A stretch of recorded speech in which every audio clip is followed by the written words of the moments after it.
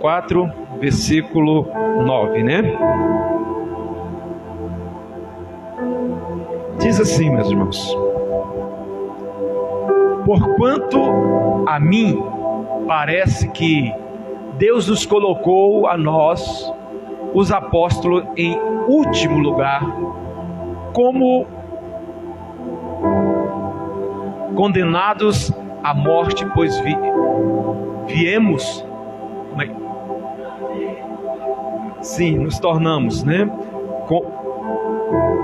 Porque daqui de perto fica um pouco ruim também para a gente ver. Isso, como um espetáculo. Isso. Então essa é a Almeida, né? Corrigida, né? Feche seus olhos. Espírito Santo de Deus, Pai, Deus, essa noite nós não dependemos de nós mesmos para falar da Tua palavra. De nós mesmos nós não temos nada. E aquilo que preparamos, Senhor amado, preparamos acreditando que foi direcionado pelo Senhor.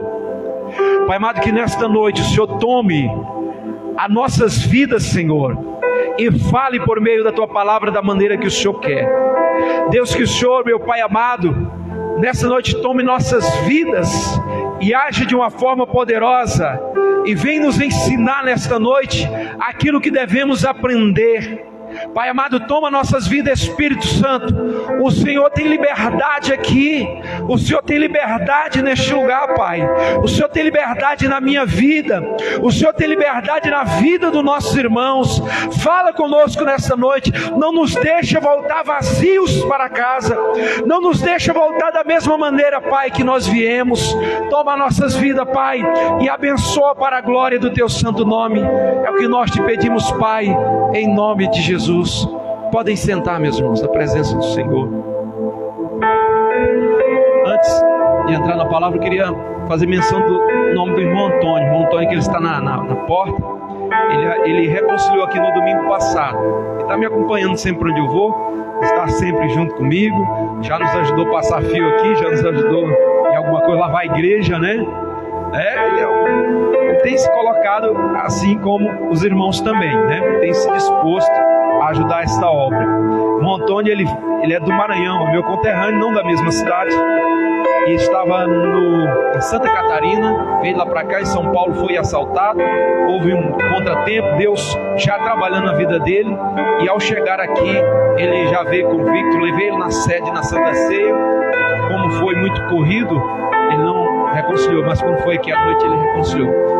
E com certeza Deus, Ele vai fazer muitas coisas na vida dele e por meio dele também.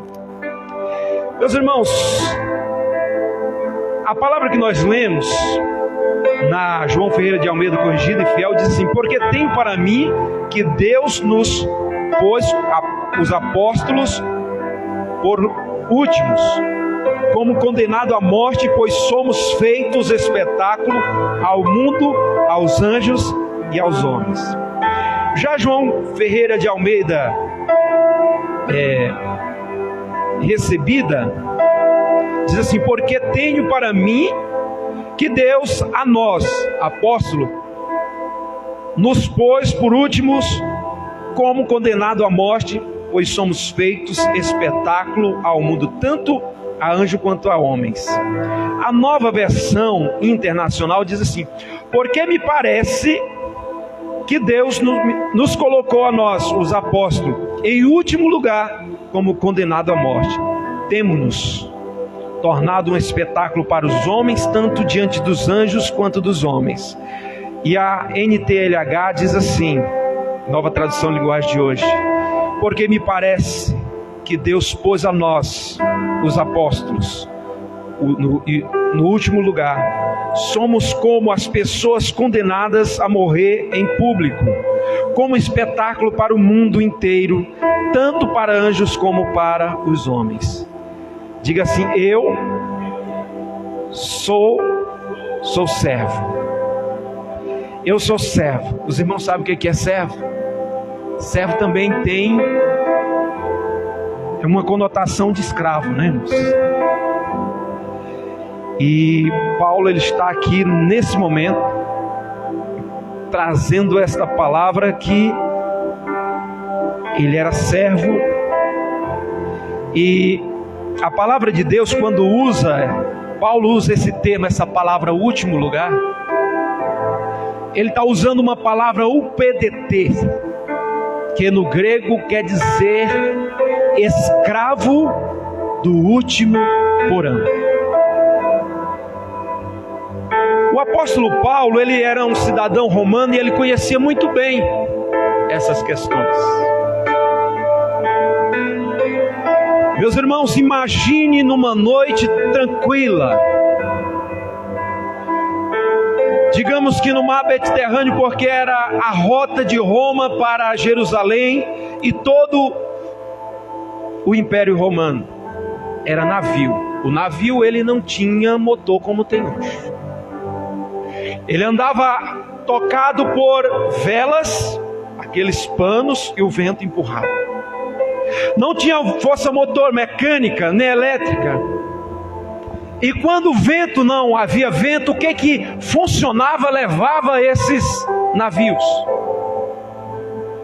Eram os escravos que estavam nos porões lá embaixo remando.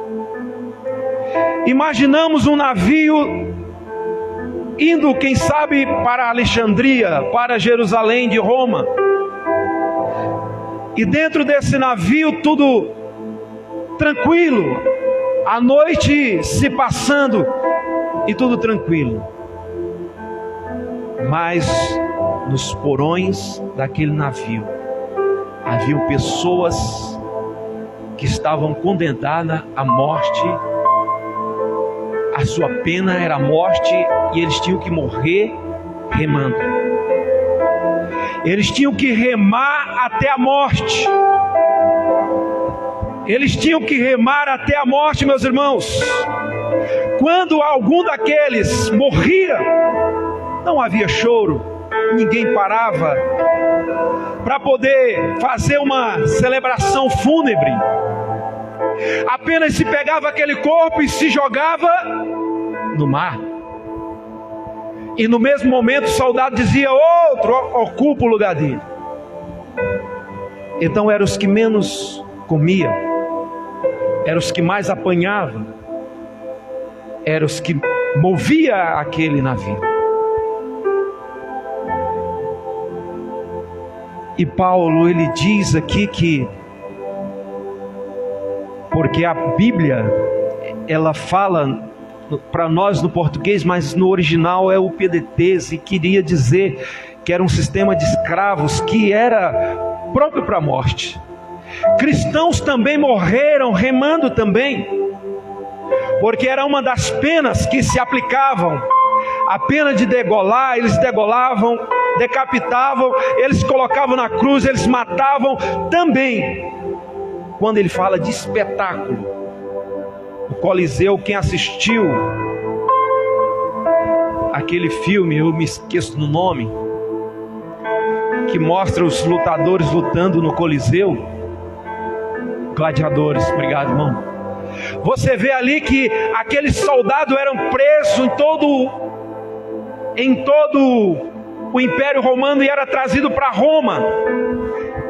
E não tinha nenhum espetáculo melhor para os romanos do que eles verem a cabeça de alguém rolando no chão ali no meio do Coliseu. 2 homens entravam, um só saía vivo. Então ali havia esse tipo de espetáculo, mas também nós sabemos que os cristãos eram colocados ali com as feras, porque eles não lutavam. Se colocasse eles para lutar, eles morriam ali e não lutavam. Eles colocavam os leões para matá-los, e isso era um espetáculo. E ele diz que espetáculo diante tanto dos homens quanto de Deus, ou dos homens quanto dos anjos. Então ele, quando usa esse termo, ele está dizendo que nós cristãos, os apóstolos também somos tidos como esses escravos do último porão. Nós somos tidos como esses escravos, meus irmãos, o PDTs.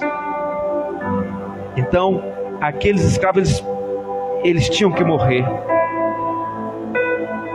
E quando faltava o vento, aquele soldado chegava com a chibata e começava a surrá-los. E mesmo só a voz já deixava eles já medrosos, porque muitos já estavam sem força, muitos caíam e já morriam ali, porque eles não tinham mais força, os seus músculos já estavam esgotados. Eles morriam ali mesmo. Então, em toda a história do Império Romano se destacou a utilização desse estilo. Eles faziam isso e eles achavam bonito, porque para eles a melhor punição era a morte. E quantos que não morreram dessa forma? Mas Paulo, ele busca e diz aqui nesse texto, onde o irmão colocou para nós, ele diz que nos parece que nós somos também assim, que nós também somos como espetáculo diante dos homens e diante dos anjos, diante daqueles que querem ver a nossa morte. Então, depois disso, o trabalho deveria continuar normalmente, como se nada tivesse acontecido, lágrima, nada acontecia ali. Essas pessoas eram apenas lançadas ali no mar. Se uma tempestade viesse a comprometer a tripulação, a embarcação, eles teriam que remar. E se uma calmaria surgisse, eles tinham que remar. Se houvesse vento, se houvesse sol, se houvesse a tempestade, eles tinham que remar. E depois, paravam não, continuavam remando. Eles não tinham, irmão, outro destino, era morrer remando. E quando eles paravam, aquele homem chegava gritando, dizia: seus animais, por que vocês pararam? Vocês têm que remar. Eles não chamavam pelos nomes, muitos deles nem nome, nunca tinham tido nomes. Eles não tinham nomes, não tinham honra, eles não tinham nada a não ser a certeza da morte, e a própria morte, isso parecia até ser algo bom, porque se eles morressem, acabava o sofrimento para eles ali no pensamento deles. Então não tinha esperança, meus irmãos. Nesses momentos, junto com o comandante, uma onda de fúria vinha, eles gritavam e diziam: vocês têm que remar. Então sobre esses soldados, eles descarregavam a violência, sequência de chicotadas, chutes, gritos amedrontadores. Muitos morriam ali mesmo, como eu já falei. Era assim, de um modo amargo, que os remadores garantiam e prosseguiam a jornada do navio através dos mares.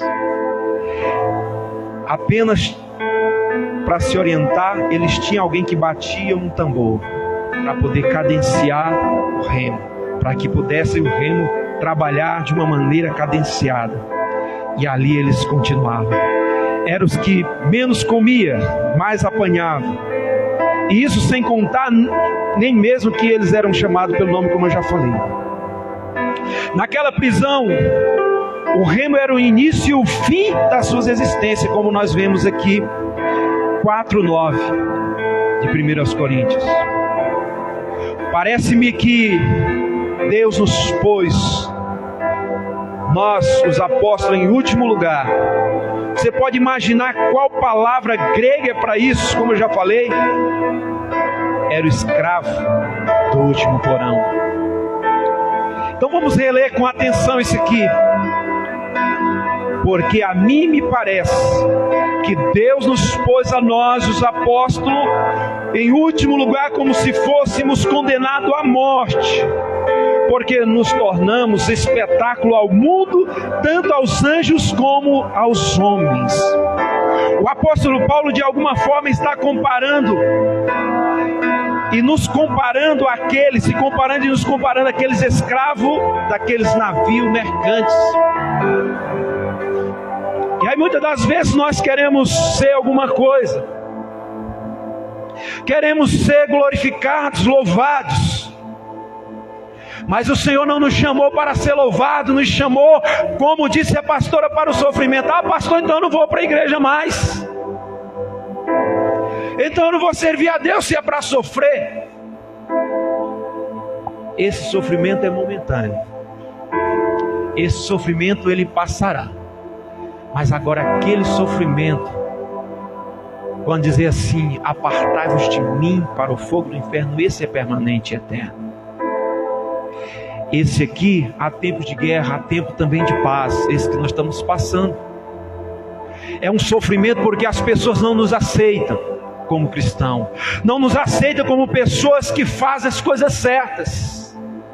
Porque as pessoas não aceitam que nós somos de Cristo, somos perseguidos, falam mal de nós. Mas eu quero dizer para você que aquele sofrimento será muito maior. Então, se eu quero seguir a Cristo, Ele mesmo diz assim: tome a sua cruz e me siga. A cruz fala de morte, a cruz fala de sofrimento. A cruz ela não fala só de glória, não, ela fala também de morte. E mais de morte do que de glória. Jesus, ele quando tomou a cruz, ele pegou lá no centro de Jerusalém, vai andando com ela, sofrendo até o Gólgota. E ele diz que nós também devemos tomar a nossa. Essa comparação torna-se mais clara quando nós lemos o restante do versículo e notamos o termo como fosse condenado à morte. Como se fôssemos condenados à morte. E isso no tempo de Paulo, ele sabia que isso era verdade, porque ele só ouvia falar perseguição em tal lugar, perseguição em tal lugar. Quando ele está em Roma, ele sabe que muitos foram mortos, muitos foram decapitados, queimados. Ele mesmo foi decapitado no ano 69 depois de Cristo, quando Roma é queimada. Então ele sabia muito bem. Com essas duas citações, Paulo ele não poderia estar pensando em mais nada a não ser naqueles escravos condenados à morte do último porão, que nós somos comparados com eles. Além disso, a palavra espetáculo nos dá a indicação em Roma, como eu falei, Coliseu. Para a diversão do povo, os escravos exibidos ali, eles tinham que lutar até morrer no Coliseu.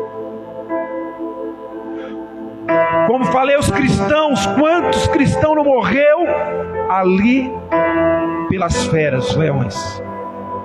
Há alguns historiadores que dizem que às vezes o leão se recusava de morder, de matar aquela pessoa, e eles pegavam, matavam as ovelhas e o sangue, a pele fresca com sangue colocava sobre aqueles cristãos, e eles ali eram tragados pelos leões, pelas feras. Em tais confrontos existia apenas uma regra: 2 homens entravam e um só saía. Para os romanos isso era bonito demais, isso era legal, isso era a política do pão e circo que Nero fazia.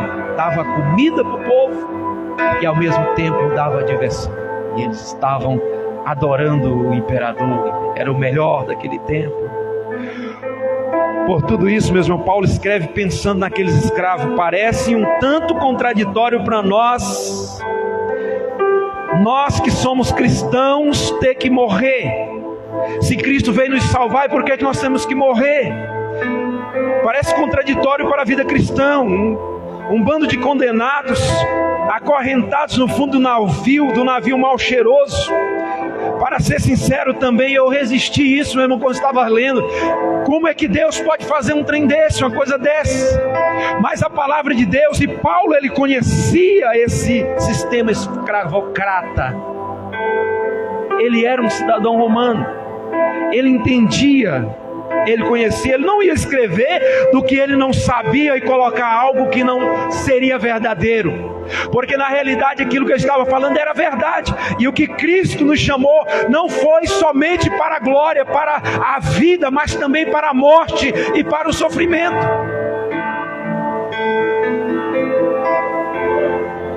Nós temos que entender isso.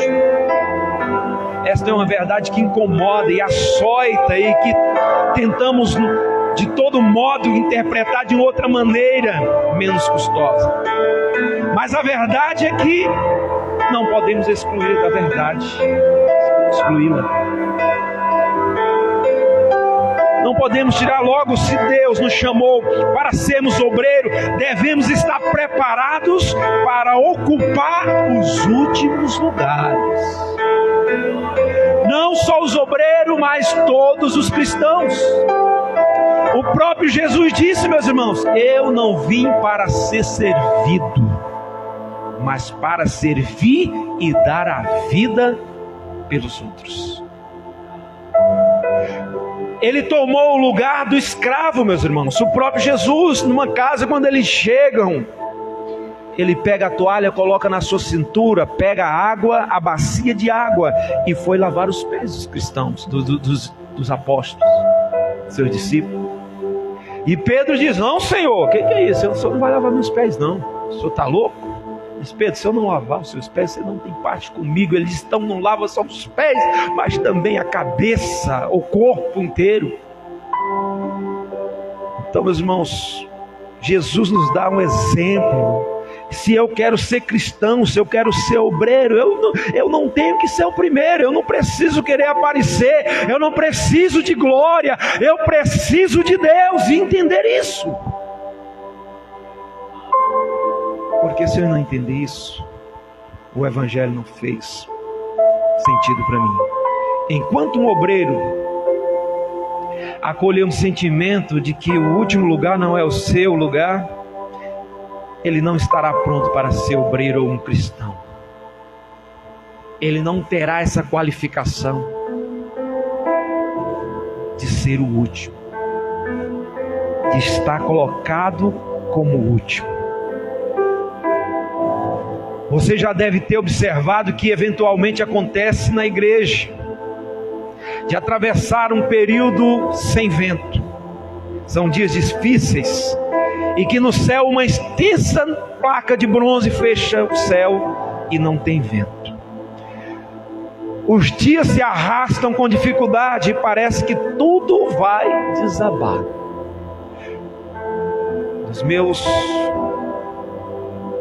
acho que uns 20 anos que já pastorei, desde que eu aceitei Jesus, no outro ano já fui para a obra. 26 anos, então 25 anos eu estou envolvido na obra. E quantas as vezes,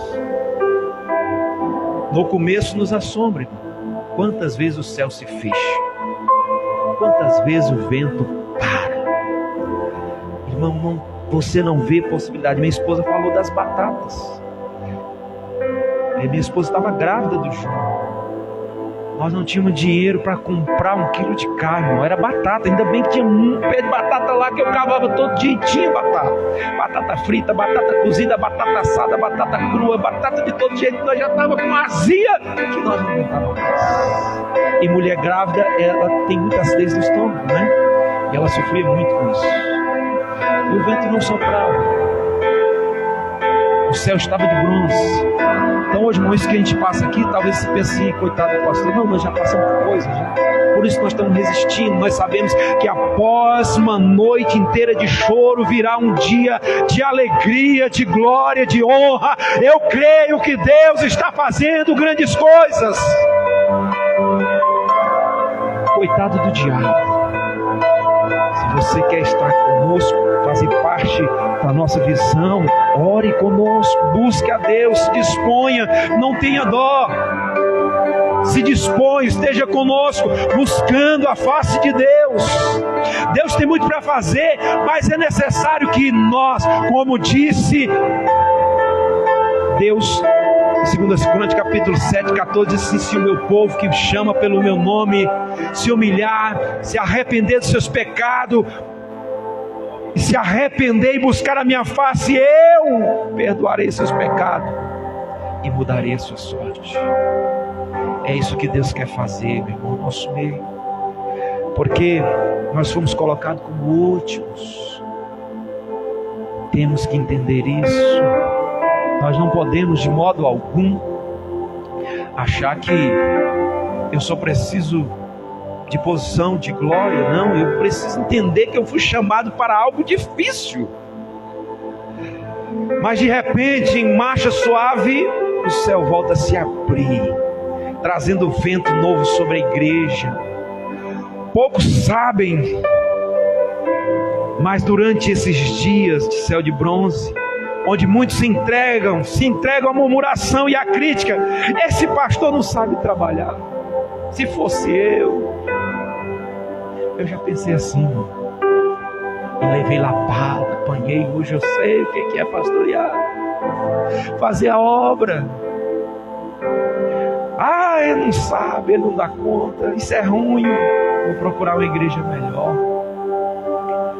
Deus te chamou aqui, irmão. Deus te chamou aqui.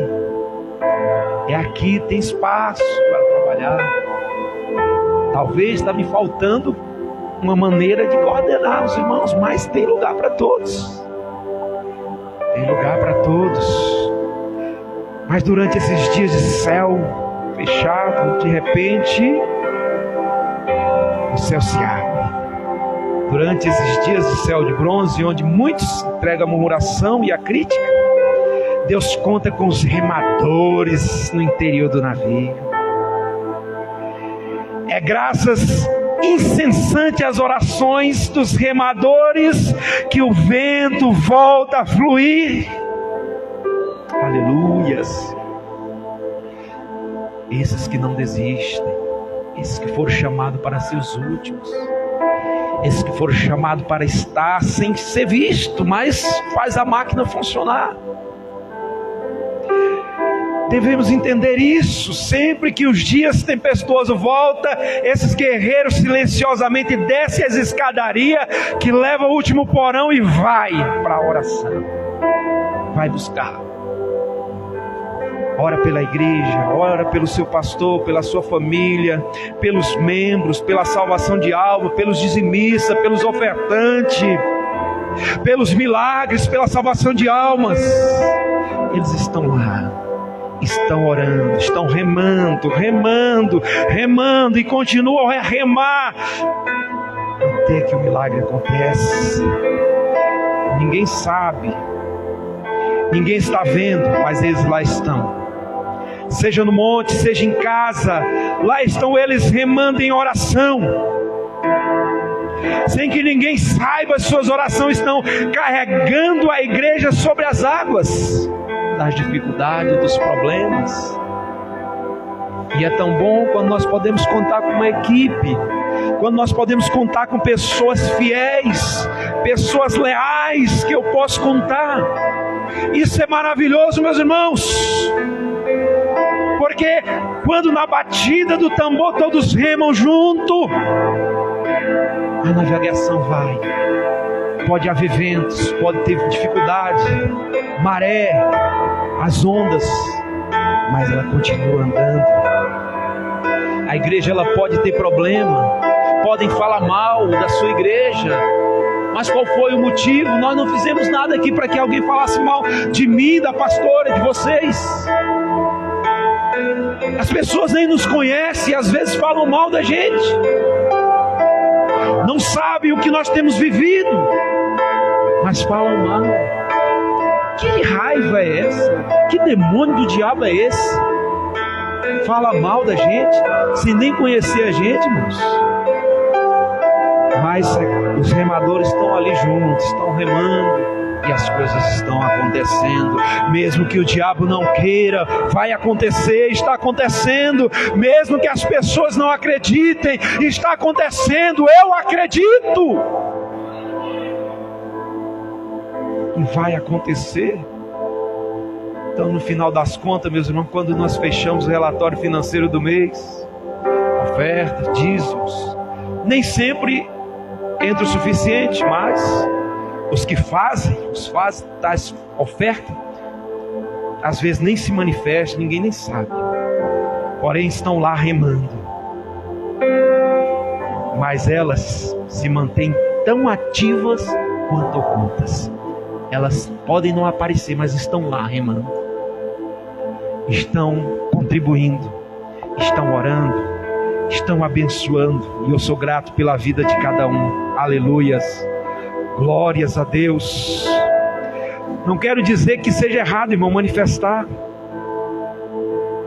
que alguém diga, que alguém saiba, mas na verdade existe casos e casos. Minha atenção para aqueles casos onde não há nenhuma necessidade de aparecer. E você praticamente faz de tudo para trazer evidências sobre os procedimentos. Irmão, eu digo sempre, se Deus te chamou, o homem não precisa te ver não. Precisa te ver a Deus. Se Deus te ver, Ele vai te honrar. Ele vai te abençoar.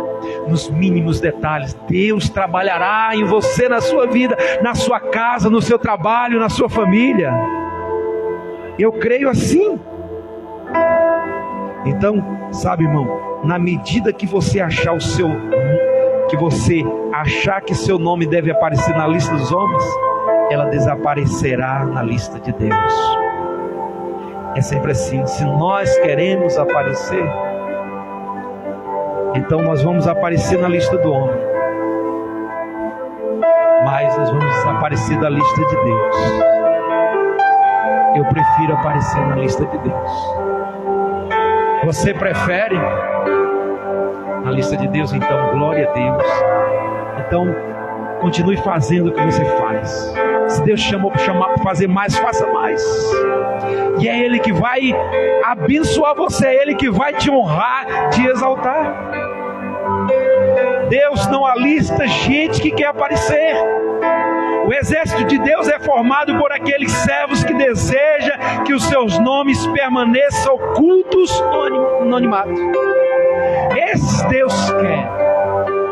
Jesus podia ter ido lá no meio do sinédrio, escolhido os melhores homens. Ele escolheu cobradores de impostos. Ele escolheu pescadores. E até mesmo um ladrão. Meus irmãos, todos tinham defeito, mas entenderam que foram chamados para glorificar a Deus. Entenderam que foram chamados para fazer a vontade de Deus. Inclusive, nós temos que entender isso, que é óbvio que nem sempre será possível manter-se à sombra desse paredão. Inclusive, para alguns ministérios, a fama chegará sim a ser inevitável, mas não há problema com a fama propriamente dita. Jesus, ele lidava com a fama e não tinha problema nenhum. A sua fama, como diz em 4:24 de Mateus, diz que ocorreu por toda a Síria. O problema real não é a fama, é a forma como nós lidamos com ela, como nós reagimos com a fama.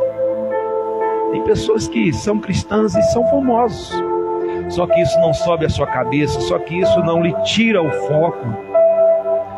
Há um ditado que diz que é conhecer uma pessoa dele poder e posição, e no outro dia você vai ver que ele já mudou. Agora, se ele for uma pessoa de Deus, ele não vai mudar.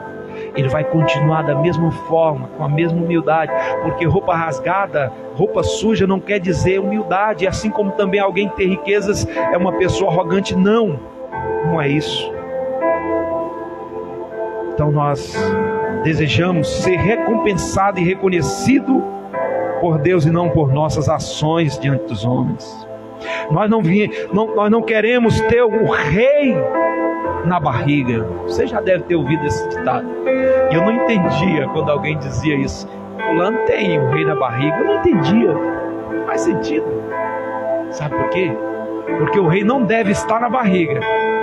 Deve estar no coração. Nós temos que colocar o rei no coração.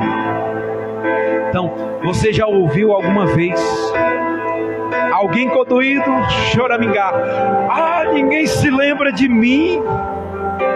No final de uma conferência, o pastor subiu no púlpito e citou o nome de todo mundo, menos o meu. Ainda mais eu, que fiz tanta coisa. Ainda mais eu, que fiz tudo. Você acredita que ele não citou meu nome? Eu não aguento tanta ingratidão, ainda mais depois de tudo que eu fiz. Manifestações desse tipo revelam o anseio por reconhecimento e mostra despreparo ministerial de quem as faz. A glória não é minha, a glória é de Deus. O homem pode não te ver, mas Deus te vê. É Deus que te honra, meu irmão. Seu trabalho é feito em silêncio e não visa promoção, pois esse é o tipo de trabalho que encoará na eternidade aquele que ninguém se vê. Um trabalho fabricado no escuro, do derradeiro porão, onde não há sons de elogios e nem aplausos de multidões. Mas ali Deus está vendo, irmão, cada coisa que você fizer. Quando você for capaz de remar assim, sem ninguém perceber sua cooperação, ou quando alguém esquecer o seu nome, até deixar de agradecer-lhe por algo que você realmente merece, isso não lhe causar nenhuma perturbação, então você poderá estar certo de que o tempo para o ministério chegou, que o tempo para alcançar coisas novas chegou, que o tempo para alcançar algo de Deus chegou. É nesse tempo. Porque nós não buscamos as mãos do Senhor, irmão, não devemos buscar, mas buscar a sua face. Moisés, ele correu o risco de morrer, mas ele queria ver a face de Deus. Quando nós olhamos só para as mãos de Deus, nós queremos só o que Ele pode nos dar, mas quando nós queremos a face de Deus, nós queremos tudo o que Ele é e representa para nós. Olhar para a face de Deus. Então, quando nós entendemos isso, estamos preparados para a obra de Deus. Lamentavelmente, temos presenciado um tempo de estrelismo no cristianismo moderno. Julgamos possuir teologias refinadas de todos os tempos, a mais refinada de todos os tempos. Nossos seminários são os mais respeitados. No entanto, é estranho que diante de uma bagagem tão ampla não temos aprendido quase nada a respeito da importante lei do crescer para baixo. Como a palmeira. A palmeira, nos primeiros anos dela, ela não cresce para cima. Ela cresce vários metros na sua raiz para baixo. Depois disso é que ela cresce para cima. Assim também é o símbolo da vida do cristão. Ele tem que crescer para baixo, se humilhar. E é o que nós aprendemos com João Batista, meus irmãos. João Batista não andou em nenhuma das nossas igrejas, nenhuma das igrejas de hoje. Ele não tinha a teologia que nós temos hoje. Porém, ele aprendeu algo muito especial. Capítulo 3 de João, e o versículo 30, diz assim: importa que eu diminua e ele cresça. O Senhor cresça e eu diminua. Jesus, quando chega para ele batizar, ele diz: eu não sou, Senhor, eu não sou digno nem de carregar as tuas sandálias sujas, cheias de chulé. Eu não sou capaz disso, eu não posso fazer isso, eu não sou digno. Mas ele diz que importa. Quando alguém disse: ah, mas ele chegou aí, já está com muitos discípulos, tem discípulo nosso que está indo para ele. Mestre João Batista, ele disse: olha, importa que ele cresça e eu diminua.